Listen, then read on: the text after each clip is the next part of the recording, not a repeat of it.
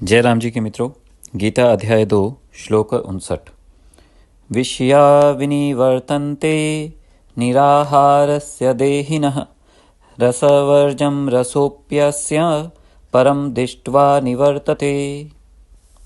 शब्दार्थ: विषया इंद्रियों के विषय, विनिवर्तन्ते निवृत्त हो जाते हैं, निराहारस्य देहिना विषयों को ग्रहण ना करने वाले पुरुष के, रसवर्जम आसक्ति निवृत्त नहीं होती, रसोप्यस्य दशा प्लस अपि प्लस अस्य आसक्ति भी इस परम परमात्मा का दृष्टवा अनुभव होने पर या देख करके निवर्तते निवृत्त हो जाती है।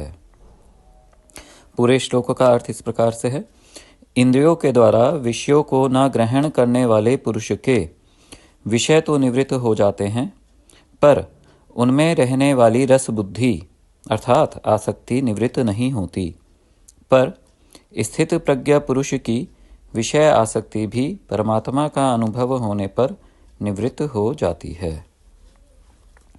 व्याख्या गहराई से समझते हैं। इंद्रियों के विषय 5 इंद्रियां होती हैं हमारी: आँख, नाक, जीवा, कान तथा त्वचा।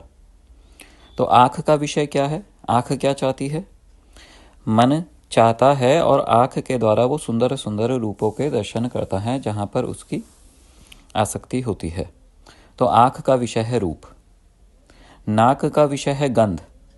नाक अच्छी अच्छी गंध को सूंघना चाहती है और जहाँ जिस गंध से हमको परेशानी होती है वहाँ से हम चले जाते हैं।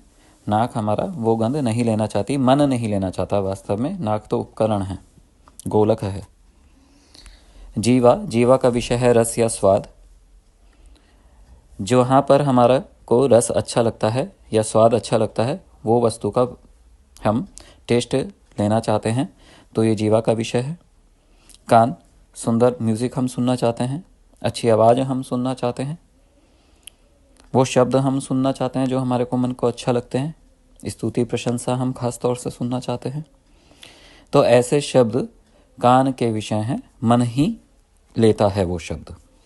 ऐसे ही त्वचा का जो विषय है वह है स्पर्श। छूना हम चाहते हैं। हमारा छोटा सा बच्चा सामने है तो उसे हम पकड़ना चाहते हैं। फूल है तो फूल को छूना चाहते हैं। गद्दा है तो उसमें लेटना चाहते हैं। ठंडी ज़मीन है तो उसमें लेटना चाहते हैं गर्मियों के मौसम में, और गर्म ज़मीन है तो जाड़ों के मौसम में उसको अनुभव करना चाहते हैं त्वचा के माध्यम से। तो हमारी जो 5 इंद्रियां हैं, आँख, नाक, जीवा, कान और त्वचा, इनके क्रमशः विषय हैं रूप, गंध, रस, स्वाद, शब्द तथा स्पर्श। तो सूक्ष्म अंतःकरण के माध्यम से जीव ही इन विषयों का उपभोग करता है। जब मनुष्य आध्यात्मिक ज्ञान अर्जित करने के लिए चलता है तो इन 5 विषयों से अपनी इंद्रियों को हटाता है, क्योंकि यदि इन 5 विषयों में ही मन लगा रहेगा तो फिर परमात्मा को वो कैसे पाएगा। तो वह इन 5 विषयों से इंद्रियों को हटाकर अपने मन में समाहित करने का प्रयत्न करता है। और कैसे करता है? उस मन को वो परमात्मा में लगाता है, तब वो इंद्रिया विषयों की ओर नहीं भागती। होता क्या है, इस प्रयास में एक आध्यात्मिक साधक कई बार फेल भी होता है, क्योंकि गहरे सूक्ष्म दूषित संस्कारों के कारण मन विषयों का बारंबार चिंतन करता है। अतः हम ये कह सकते हैं कि बाहरी रूप से तो वह साधक अभी त्यागी दिख रहा है, परंतु वास्तव में उसके अंदर से विषय आसक्ति नहीं गई है, निवृत्त नहीं हुई है। तो अभी उसे और साधना करनी है। मन से भी चिंतन विषयों का नहीं होना चाहिए। किसका चिंतन होना चाहिए? एकमात्र परमात्मा का। ऐसा भी भगवान श्री कृष्ण गीता में बोलेंगे, 24 घंटे मन एक एक क्षण परमात्मा में रहना चाहिए। आगे जाकर के अध्यायों में आएगा ये। तो वो कैसे मन परमात्मा में रख करके कार्य हमें करना चाहिए वो भी भगवान आगे बताएंगे। तो अभी पहले इस श्लोक को समझते हैं। तो कुल मिला के भगवान ये कह रहे हैं कि विषयों से जब मन हटा लेते हैं तो विषय रस तो हम नहीं ले रहे, लेकिन मन की आसक्ति उनमें लगी हुई है, उनका चिंतन चल रहा है। इसी बात को हम एक और उदाहरण से समझते हैं। जब मनुष्य बहुत अधिक बूढ़ा हो जाता है अति वृद्धावस्था में पहुंच जाता है तो उसका शरीर अत्यधिक कमज़ोर हो जाता है तथा वह विषयों का भोग करने में समर्थ नहीं रहता।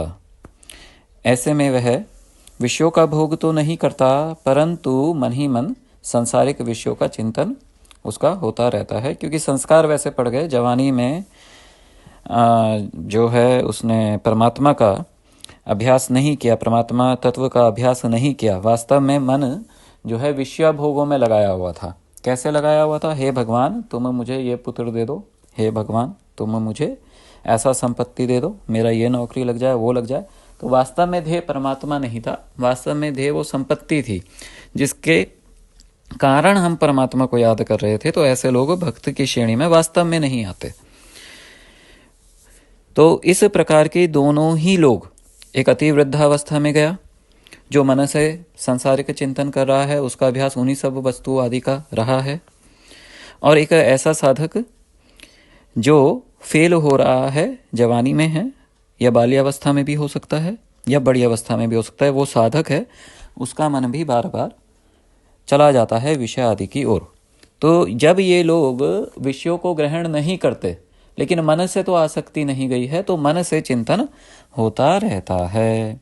तो इस प्रकार के दोनों ही व्यक्ति, नंबर 1 असफल साधक, नंबर 2 संसारिक चिंतन में फंसा हुआ वृद्ध, ये दोनों अपनी विषय आसक्ति को निवृत्त नहीं कर पाते। परंतु जब असफल हुआ आध्यात्मिक साधक पुनः पुनः गंभीरता से बार बार प्रयत्न करते रहता है, किस चीज़ का प्रयत्न करता रहता है? अपने मन को परमात्मा में लगाने का, बार बार प्रत्याहार पिछले श्लोक में बताया गया था। तो उसकी आसक्ति धीरे धीरे विषयों से छूटने लगती है, घटती चली जाती है। चित्त अत्यधिक एकाग्रता को प्राप्त होने के कारण उसे वेदांत विषय का सही मर्म फिर अनुभव हो जाता है। अपने वास्तविक स्वरूप चेतन तत्व को पहचानने से, उसमें स्थिर होने से मन में छुपे हुए सूक्ष्म विषय संस्कार भी नष्ट हो जाते हैं। और जब मन में छुपे हुए सूक्ष्म विषय संस्कार नष्ट हो जाते हैं तो वह पूर्णतः स्थित प्रज्ञा कहलाता है। इसलिए इस श्लोक में भगवान श्री कृष्ण अपने शिष्य नर ऋषि अर्जुन से यह बात कहते हैं कि स्थित प्रज्ञा पुरुष की आसक्ति परम दृष्ट्वा, परम तत्व का साक्षात्कार करके नष्ट हो जाती है। इस श्लोक की दूसरी पंक्ति में अगर आप देखें तो पहला शब्द आया है रसवर्जम।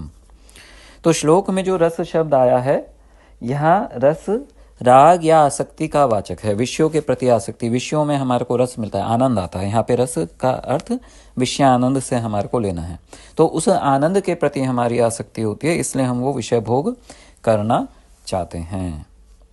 तो जब व्यक्ति अति उच्च आध्यात्मिक स्थिति में पहुंच जाता है, अपने मन को बार बार विषयों से हटाता जाता है, परमात्मा में लगाता जाता है, तो अत्यधिक अभ्यास होने से उसका मन धीरे धीरे स्थिरता को प्राप्त होता है।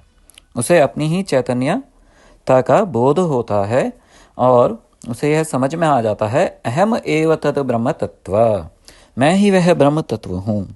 ऐसी भावना दृढ़ हो जाने पर उसका विषय विज्ञान निर्बीज हो जाता है, फिर विषय आसक्ति नहीं पनपती।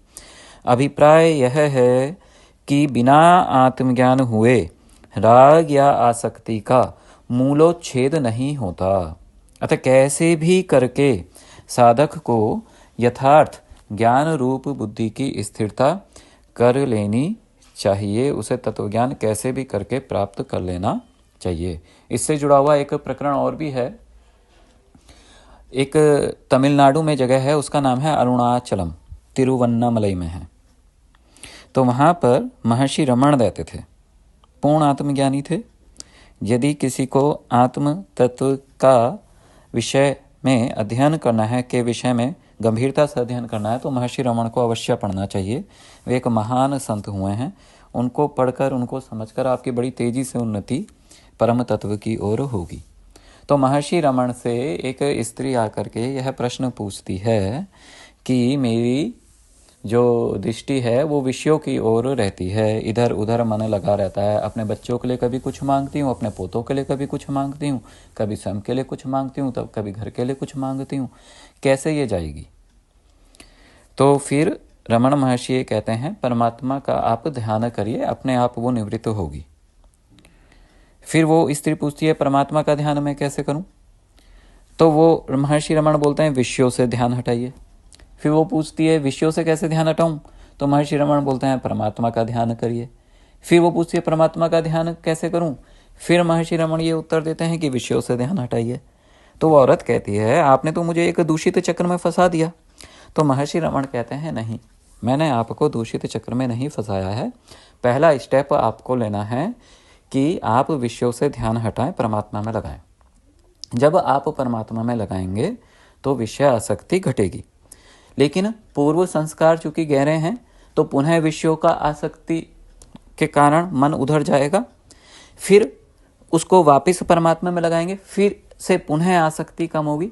ऐसे बार बार परमात्मा में लगाने से आपकी आसक्ति कम होती चली जाएगी, और जैसे ही तत्व ज्ञान में आप स्थित होंगी वो आसक्ति भी छूट जाएगी। तो महर्षि रमण ने वो उपदेश उस विदेशी महिला को जो किया वह इसी श्लोक के कारण किया है। महर्षि रमण को गीता बहुत प्रिय थी, गीता का निरंतर पाठ उनके आश्रम में होता था। तो जय श्री राम जी।